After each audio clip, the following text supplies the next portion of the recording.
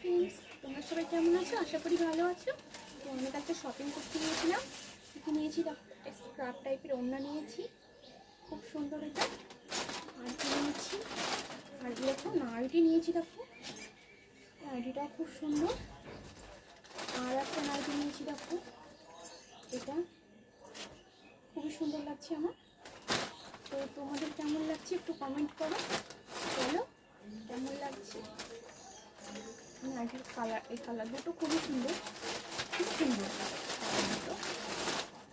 আর এই ওড়নাটা দেখো স্কার্ট টাইপের, এই ওড়নাটা দেখো, ওড়নাটা এবার ফুটি দেওয়া, এগুলোতে ফুটি দেওয়া, দেখো খুবই সুন্দর না এটা।